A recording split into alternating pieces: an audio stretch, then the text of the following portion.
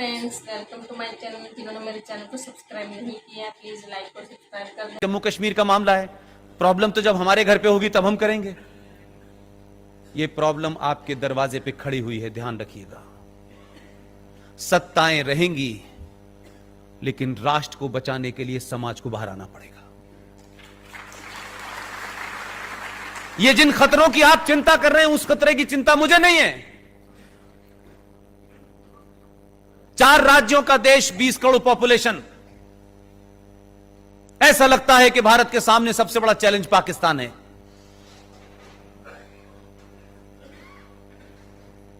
अभी कुछ दिन पहले मैंने कहा एक देश है, उसमें 4 राज्य हैं, टोटल पॉपुलेशन 20 करोड़ है।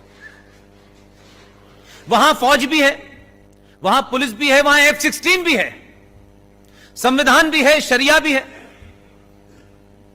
और सब कुछ उनकी चलती है। इतनी फौज, इतने हवाई जहाज, इस सब के बावजूद भी वो मुल्क नहीं चल पा रहा है। मैंने कहा मूर्खों, अकेला योगी 20 करोड़ को चला रहा है ना, उस पे कोई हवाई जहाज है ना F-16 है। टोटल पॉपुलेशन उत्तर प्रदेश की 19, साढ़े 19, 20 करोड़ है। अकेला चला रहा है, पूछ ही नहीं रहा किसी से। 20 ऐसी कोई समस्या खड़ी नहीं हो रही वहां। अब वहां पे गुहार लगाई जा रही है, 6-6 इंच लंबी, 1-1 मीटर लंबी डालियां कह रही हैं गलती हो गई, अल्लाह खुदा के वास्ते माफ कर दो, आखिरी बार हुई है गलती। उसने कहा ना,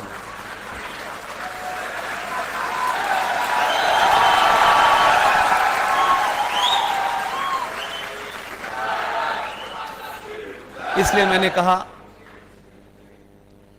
कि धन्य है आप लोग, समय रहते अपनी गलती का एहसास कर लिया और सही लोगों को चुनाया आपने। मैं किसी सरकार का पक्षधर नहीं हूं, लेकिन जो सरकार, जो लोग इस राष्ट्र को बचाएंगे उनके लिए कितना भी लड़ना पड़े लड़ूंगा।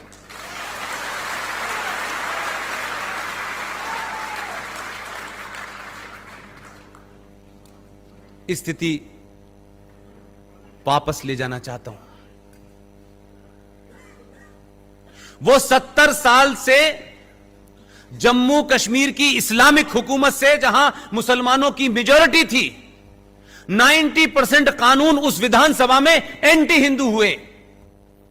सरकारें आई, सरकारों को ब्लैकमेल किया गया, वहां का आतंकवाद, वहां का सेपरेटिज्म और वहां की सरकारें एक साथ कोऑर्डिनेशन में काम करती थी।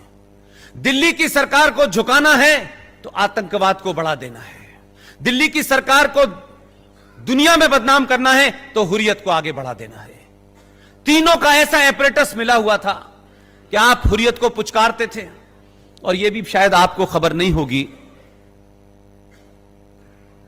कि हुर्रियत कॉन्फ्रेंस का नाम तो सुना है आप लोगों ने, देखा होगा उसमें कितने बहादुर बहादुर लोग हैं। भारत सरकार 100 करोड़ रुपया पर ईयर उन पे खर्च करती थी। जो भारत के संविधान को आग लगाते हैं, जो भारत की सुप्रीम कोर्ट को नहीं मानते, जो भारत की पार्लियामेंट को नहीं मानते, जो उस जम्मू कश्मीर का विलय पाकिस्तान में करने के लिए मुहिम चलाते हैं, इस देश की बौनी सरकारों की मजबूरियां देखिए कि उन जैसे लोगों को एक आदमी का उठना बैठना, जाना, खाना पीना, बीमारी, उनके इलाज के ऊपर 100 करोड़ रुपया पर साल का बजट था। कोई पूछना ही नहीं चाहता। एक राज्य जिसका जीडीपी में 0% कंट्रीब्यूशन है, मेरे और आपके टैक्स से पलने वाले लोग इस देश में देशद्रोही पैदा कर रहे थे। हमारी पुलिस, हमारा भाई फौज का सबसे ज्यादा अगर भारत में अपने ही इंटरनल आतंकवादियों से मारा गया है, उस राज्य का नाम है जम्मू कश्मीर। हर मां ने अपने बच्चे को भेजा कि वो वहां जाएगा, बॉर्डर पे लड़ेगा, पूरा तंदुरुस्त भेजा।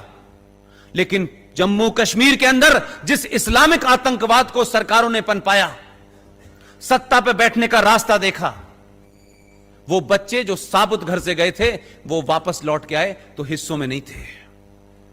हरियाणा का कोई गांव ऐसा नहीं है जिस गांव का बच्चा जम्मू कश्मीर में इंटरनल जिहादी आतंकवादियों से न मारा गया हो, इस्लामिक आतंकवाद का शिकार न हुआ हो। वही राज्य कहता है कश्मीर को जमहूरियत चाहिए, इंसानियत चाहिए और कश्मीरियत चाहिए।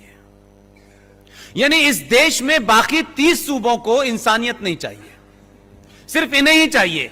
ये अल्लाह के फरिश्ते हैं। वहां 100 करोड़ से घटते घटते बजट ही समाप्त हो गया है। ये अंदरूनी तकलीफें हैं। लोग सड़क पे पत्थर इसलिए नहीं मान रहे कि हज करते वक्त पता चला कि शैतान को पत्थर मारा जाता है। हज की एक परंपरा है कि हज जब आप जाएंगे तो जब तक वो अराफात की पहाड़ी पे एक बड़ा सा पत्थर है उस पे उठा के कंकड़ नहीं मारेंगे, उसे शैतान माना जाता है। इसलिए पत्थर मारने की परंपरा यह है कि जिस पे ऊपर पत्थर मार रहे हैं ये इस्लामिक लोग, इसका मतलब है वो शैतान है। ये नई परंपरा नहीं है, ये वहां से आई है। जो आज देश को जलाने उतरे हैं, जो देश में आग लगाने उतरे हैं, उनका दर्द समझिए क्या है। आपने ऐसा डॉक्टर भेजा है बिना सर्जरी के इलाज कर रहा है।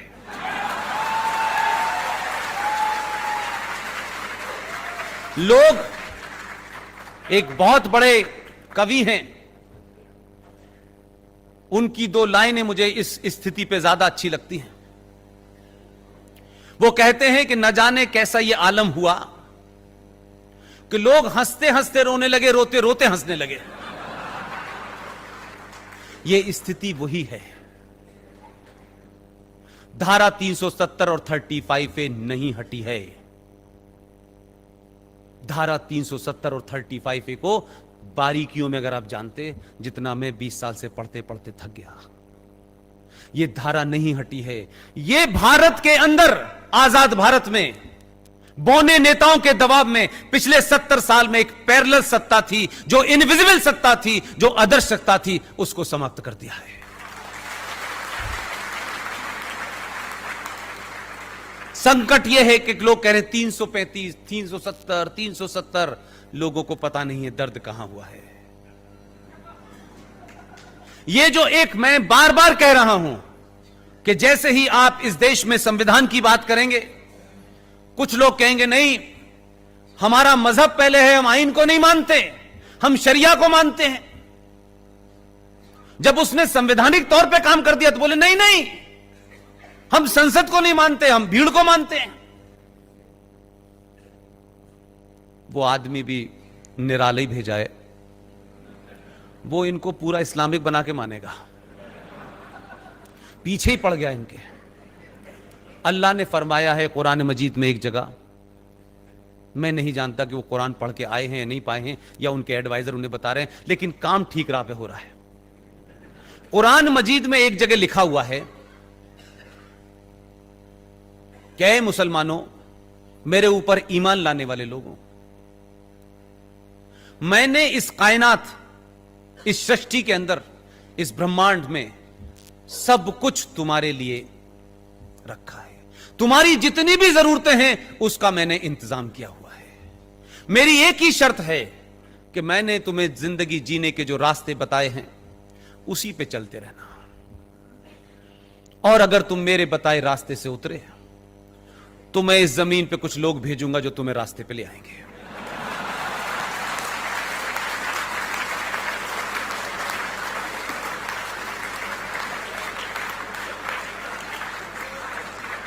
इसलिए मैंने कहा पढ़ना बहुत जरूरी है। अभी तो एक ही ने पढ़ा है कई करोड़ों में से। अगर आप सबने पढ़ लिया तो ये फिर पत्थर अपने ऊपर मारेंगे, ध्यान रखिएगा। आपको लड़ने के लिए कुछ नया नहीं करना है, कुछ नया नहीं करना है। जो सरकार में बैठे हैं, जो सरकार को करना चाहिए था, वो सरकार पहली बार कर रही है। लेकिन मेरी शिकायत, मेरी तकलीफ इस बात से मत खुश होइएगा सरकार में हम हैं, बिल पास हो गया है, कानून